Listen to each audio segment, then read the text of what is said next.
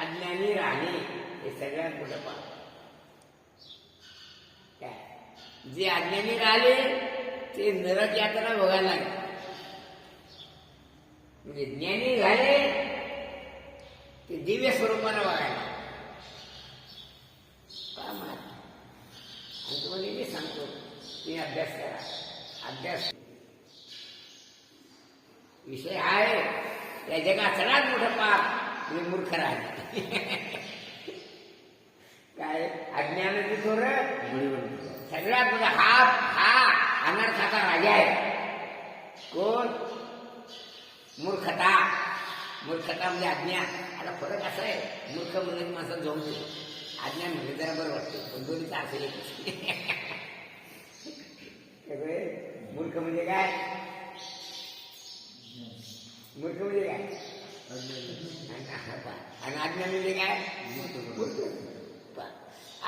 एक गमते एक बरं वाटते. पण सगळ्यात मोठा जर पाप कोणता असेल तर कोणतं आहे?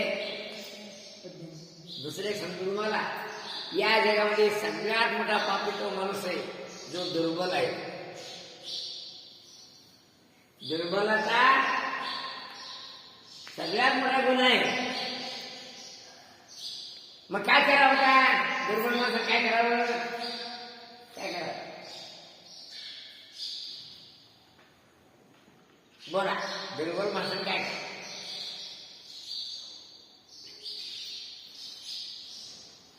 दुर्बल राहणे सगळ्यात मोठा गुन्हा आहे. मग त्याला काय करावं? काय करायला पाहिजे? काय करायला पाहिजे?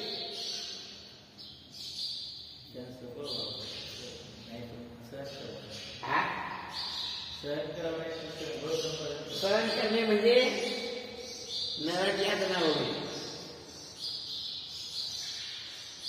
असं धरा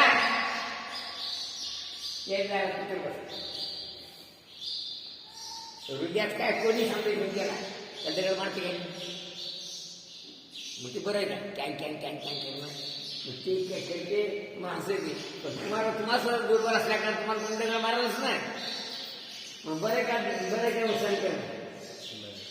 काय काय दुर्बल माणसाला कोणी मारते आणि त्याच्यात ताकद कमी पडल्यामध्ये आम्हाला सांगायला गेले. मग आणि ताकद जर पुरली तर तिकडेच या मुलग्यात बादली घालते.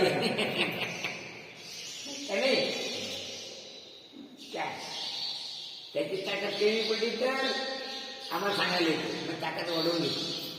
नाही आमचा आश्रय इथे एवढंच काय का नाही कर्मल मानला तुम्ही त्याला मारावं का नाही. आणि आम्ही म्हणतो तसंच पाहिजे मग काय केलं? काय केलं? मुखातून बसल्याचा अर्थ ते भोगणं म्हणजे हे पापाचं फळ. दुःख पापाचं फळ आहे, असुख पुण्याचं फळ. मग सगळ्यात पापी कोण आहे? मग त्याने काय करायला पाहिजे? काय करायला पाहिजे? आपली ताकद वाढवली. मग ताकद वाढवण्याकरता काय करायला पाहिजे? काय करायला पाहिजे?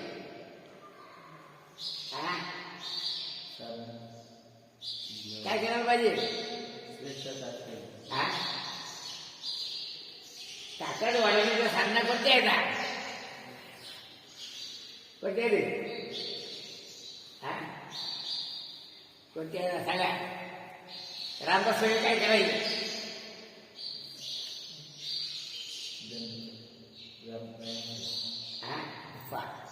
ताकद वाढवण्याकरता व्यायाम करणे हा तुला सोपा म्हणतो. आपण साहेब मास्टर शिकवतो, राष्ट्रा संरक्षणाला व्यायाम मंत्र घ्या. काय करायचं व्यायाम करायचा. हातपाय दुखता, हातपाय दुखत नाही. सवय नसले तर काही दिवस दुखतात. एकदा सवय पडली काहीच होत. जास्त भूक लागली जास्त खातो, जास्त खाल्लं तर ते पचलं तर प्रसन्नता नाही, पचलं आळस येतो. मग ते अन्न पचवण्याकरता तुझे कष्ट करायला पाहिजे, व्यायाम करायला पाहिजे. कारण ही खरी शक्तीची पूजा आहे. शक्ती म्हणजे देवी. लोक काय दारू पितात आणि जय जगदंबे ही नाही उपासना केली. उपासना कोणती? रामदास स्वामींनी गावोगाव मारुतीचे मंदिर बांधले. कोणा बांधले मंदिर? गावोगाव मारुतीचे मंदिर कोण बांधले? असं एक गाव नाही की त्या गावात मारुतीचे मंदिर. त्याला सात कोणाची होती? शिवाजी महाराज. शिवाजी महाराजांनी रामदासने जेवढा पैसा मागला तेवढा दिला. गावोगाव मारुती मंदिर बांधली आणि मारुतीचा आदर्श मुलांच्या समोर ठेवला. अशी शक्तिमान काही शक्तिमान मारुती कसा आहे? शक्तिमान. मारुती काय नसतो हा मग सगळ्या पुराण नंबर कसं आम्हाला महाराजांना नंबर कसं सांगितलं काय सांगितलं सुद्धा. तुम्हाला सांगितलं मत मानणार आहे, पण मला मन मनगट आणि मेंदू माणसाचा त्याला माझे सतेज पाहिजे. ते नाही कसं आहे? अर्थात नाय महात्मा बलहीनेन लभ्य. हा उपनिषद सांगतात. काय सांगतात? कोणतं बळ? विवेकासहित वैराग्याचे बळ. नदीत ज्वाळा निवेशा. तुकाराम महाराज म्हणते. कोणतं बळ पाहिजे? कोणतं बळ पाहिजे? अर्थात वैराग्याचं बळ, तपश्चर्येचं बळ, विद्येचं बळ, काय अंगबळ. या सगळ्या गोष्टी जो बलवान असतो तो जगामध्ये अधिक. मग सगळ्यात पापी कोण आहे? हा देव दुर्बल. आता का देव सुद्धा दुर्बल माणसाचा घातला. काय काय करतोय देव? काय करतो? दुर्बलाचा एक नियम लक्षात ठेवा. या सृष्टीचा नियम आहे, नियतीचा नियम आहे. काय नियम आहे? दुर्बल सबलाचा लक्ष असतो.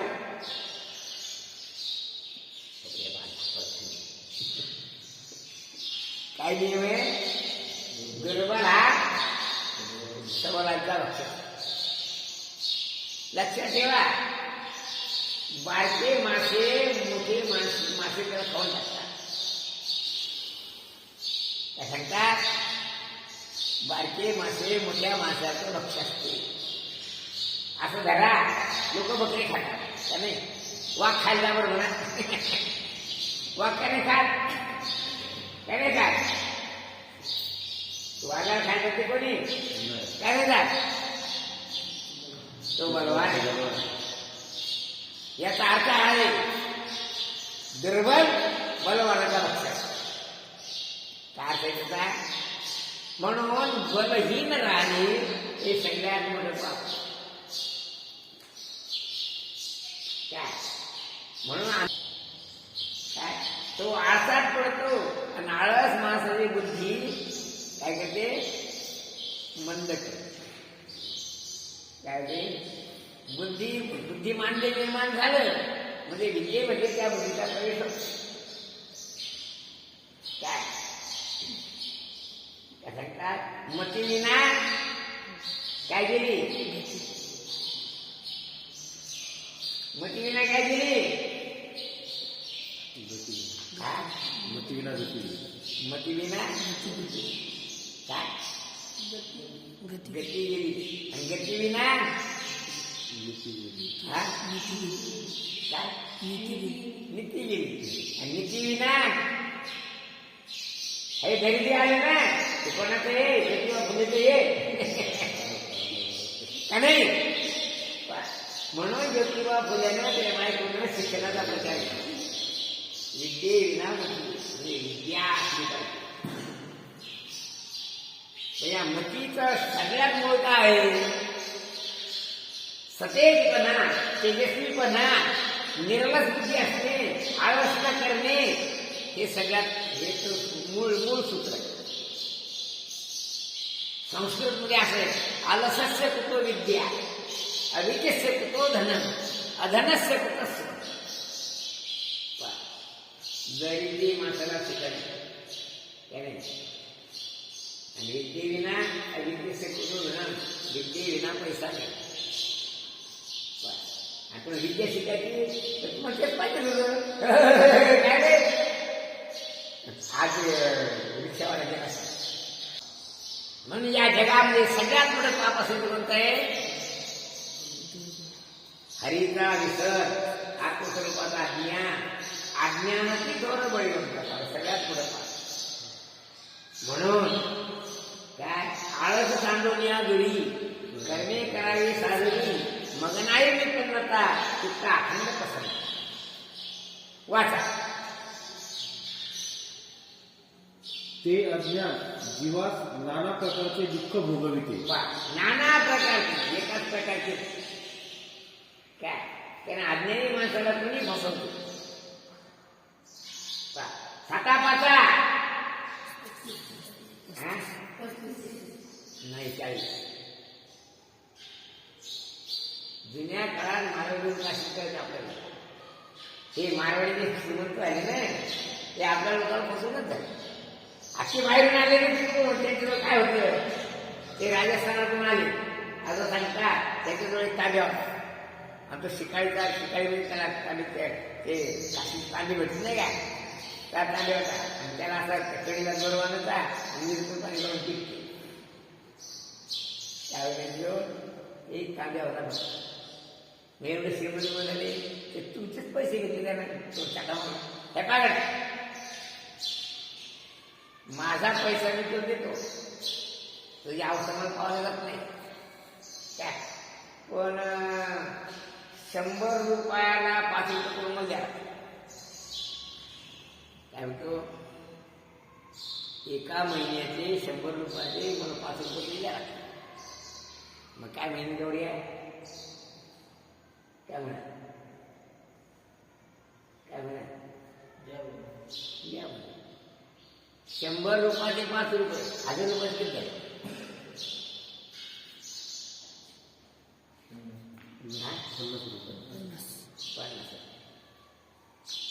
एका महिन्याचे 50 रुपये 12 महिन्यात किती झाले.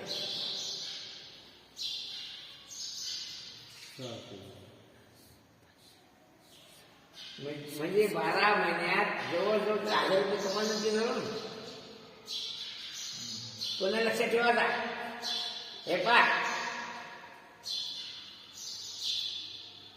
चैत्र, वैशाख, ज्येष्ठ, आषाढ, श्रावण, भाद्रपद, आश्विन, कार्तिक, मार्गशीर्ष, पौष, माघ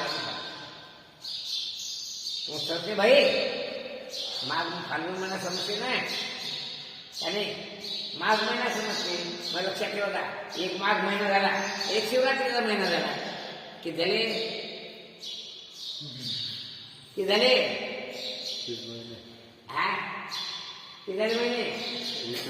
एक बोबाचा महिना, एक शिमग्याचा महिना, एक होळीचा महिना आणि फाल्गुन महिना की झाले.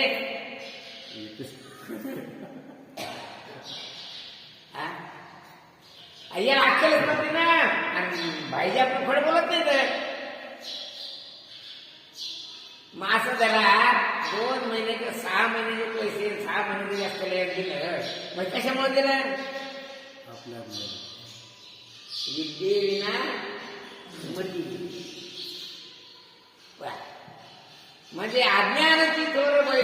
हे मारडे शिकवलं गेलं नाही. मग आपलंच खाऊन झाले, चाटा मारून झाले, खोटं बोलून झाले. आणि जर समजा गौऱ्या शाळेने असला तर मी काय म्हणतो ना, अडके लोक बरोबर असतात तू मूर्खेस. मग काय करायचं सांगा. काय मी एका झाले भांडलं आणि तुमचं सांगत होतो. आमचा भाऊ होता आडून काय त्या पुढे आपले सगळे मुली कोणी येतात ना तिचा आबा आणि तो मोठा भाऊ होता तो मोठा आडू शाळेतच गेला शाळेत गेला तुमच्यासारखं करायचं वर ओढतून परत घ्यायचं काय करायचं हल्लो उपमाचे राहायचा नाही काय आणि शाळा सुटली की त्याच्याबरोबर घरी यायचा मग सुटली शाळा म्हणायचा मग तो मोठा झाला त्याला लग्न झालं तुमच्यासारखा होतं तेव्हा समजा मग एका मुसलमानाचं कर्ज काढलं मी म्हणलं कर्ज काढायचं नाही त्याला शेती आवडते ना करू द्यायचं एक बैल आपल्या घरी होता आपल्या जवळ एक बैल होता एक बैल त्या मुसलमानाचा घेतला त्याच्या बैलावर या काय आज दुसऱ्या दिवशी शेती केली शेती केल्यानंतर 12 महिन्यानंतर जे हिशेब केला त्याने हिशेब केला त्या घराला पत्र गेले बैल गेला त्याला परत काय झालं आणि ती पावती लिहिण्याकरता पण बसवलं मी सांगतो मी लिहिले लावली पावती तो हिशेब करावा तसे नाही गेलं मग दुसरा एक होता गावात शाबरावर अरे बाबू तू समजत नाही त्या लोकांना तुम्ही हिशेब असते ते म्हणतात तुम्ही बरोबर असते मग असं नसतं त्याचं माझं लई भांडण नाही गांडं भांडे गेलं त्यांनी मी तिकडून आडून आलं घेत नाही त्या मुसलमानच्या असतं कसं मौलीला सापता 2 मोली यायचा मग दुरून पाय पडत असं कसं आहे अज्ञान काय सगळ्यात मोठं पाप अज्ञानी राहणे तो सगळ्यात मोठा पाप जो अज्ञानी राहिला त्याचं सगळं बुडालं का नाही म्हणूनही विसरला पाठू नको देवा म्हणून तू देवाला विसरू नको विसरले त्याची थोर झाली आणि विसरू नको हरीचा विसर दुःखाचे कधी म्हणजे आत्मस्वरूपाचा ज्ञान हे